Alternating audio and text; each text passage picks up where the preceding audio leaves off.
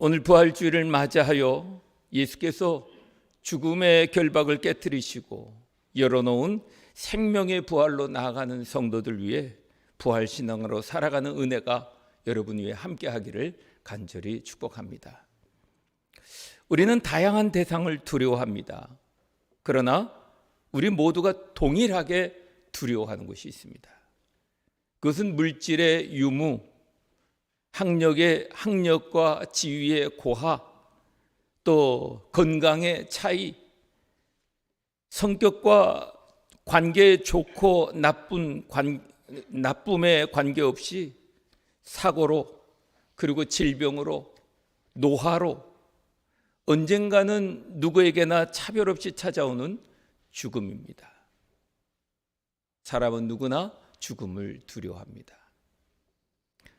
그래서 불로불사를 목표로 한 도교의 가르침은 그 유명한 진시 황제만이 아니라 중국의 여러 왕들이 늙지 않는 불사역을 구해오게 하였던 것입니다.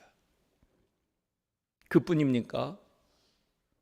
과학기술이 발달한 현대에 첨단의 과학을 의지해 냉동인간으로 몸을 보존하려는 것도 여전히 죽음을 저항하며 피해보고자 하는 것 아니겠습니까?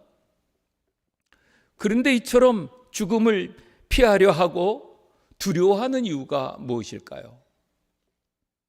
그것은 죽음은 끝이라고 생각하기 때문인 것입니다.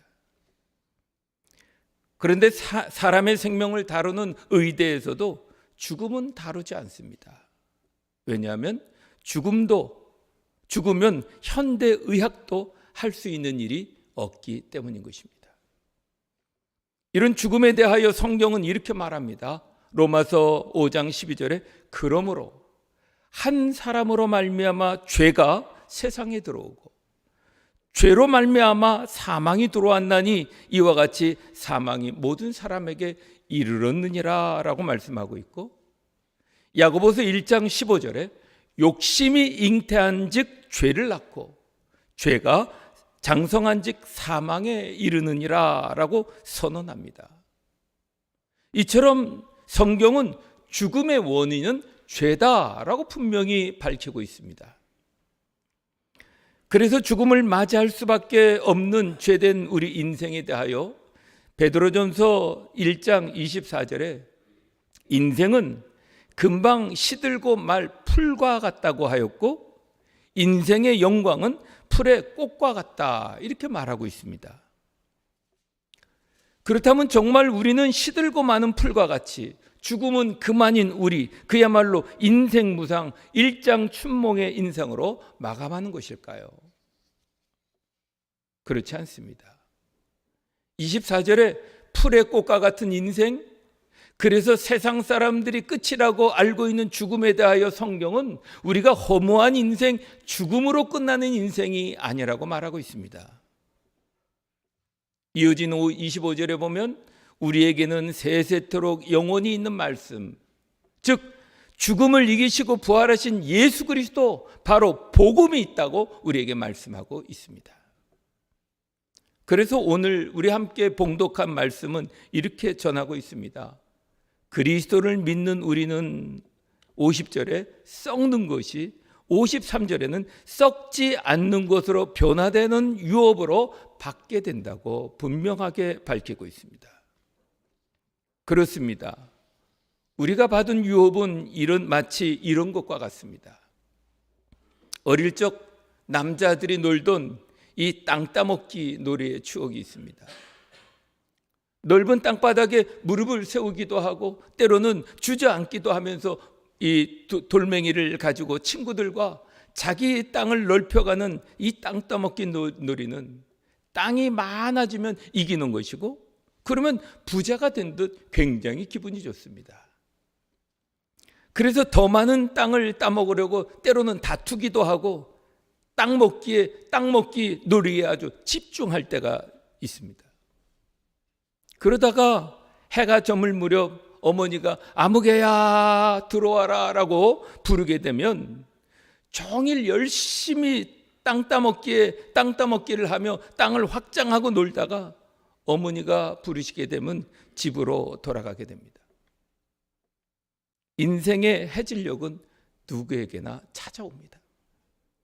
그래서 불행한 인생은 놀이에서 땅을 얼마나 많이 얻게 됐느냐라고 하는 게 문제가 아니라 해질녘에 불러줄 이가 없고 돌아갈 집이 없다는 게 불행한 것입니다.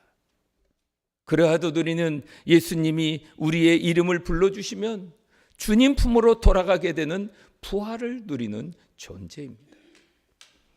그래서 오늘 본문을 품고 있는 고린도전서 15장은 부활장이라고 하는데, 바울은 왕노릇하고 있던 사망의 권세를 향하여 이렇게 말합니다. 54절과 55절에서 이 썩을 것이 썩지 아니함을 입고 이 죽을 것이 죽지 아니함을 입을 때에는 사망을 삼키고 이기리라고 기록된 말씀이 이루어지리라. 사망아, 너의 승리가 어디 있느냐라고 호령을 합니다. 세상에 누가 죽음과 사망 앞에서 큰 소리를 칠 수 있겠습니까? 이것은 바울의 권세가 아니라 죽음을 이기시고 부활하신 예수의 권세라고 하는 것입니다. 오늘 본문의 고린도 교회 안에는 부활에 대한 논쟁들이 있었습니다. 교회 안에 예수의 부활을 믿지 않는 사람들이 있었습니다. 그러나 이러한 사람들 가운데 사도 바울은 이렇게 말합니다. 부활이 없다면 전파하는 것과 우리가 믿는 믿음이 다 헛것이다 라고 말합니다. 17절에서는 죄 문제가 해결되지 않는다고 말합니다.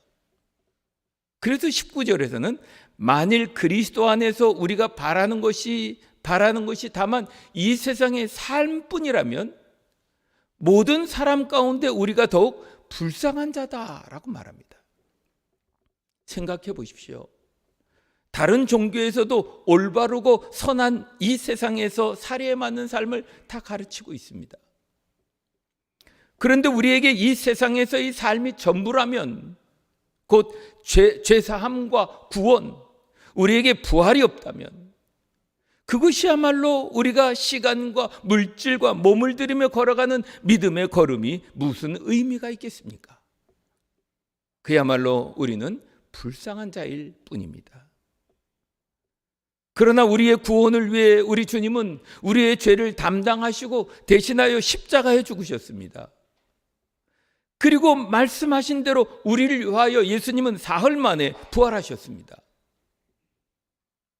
그리하여 우리도 주님의 부활에 연합된 자로 주님의 부활을 누리게 된 것입니다. 따라서 우리는 불쌍한 자가 아닙니다. 더더욱 부활을 믿는 믿음도 헛된 믿음이 아닌 것입니다. 사랑하는 성도 여러분, 코로나 팬데믹으로 플로팅 교인들, 정착하지 못하고 떠도는 크리스천들이 늘어가고 있습니다. 교회를 출석하지 않고 동영상 예배를 드리는 플로팅 신자들이 늘어가고 있습니다. 비대면의 편리가 어느새 익숙함이 되었고 익숙함의 지속은 신앙의 약화로 이어져 가고 있습니다. 코로나가 지나갔음에도 교회는 과거로 돌아오지 못하고 있는 상태입니다. 이런 위기감 속에서 부활주를 맞이하는 우리에게 주님은 오늘 사도 바울을 통해 우리에게 이렇게 말씀하십니다. 우리 한번 따라합시다. 성도여, 교회여, 부활하라. 또 한번 따라하겠습니다. 사랑이여, 부활하라. 또 한번 따라하겠습니다. 사명으로 부활하라. 할렐루야.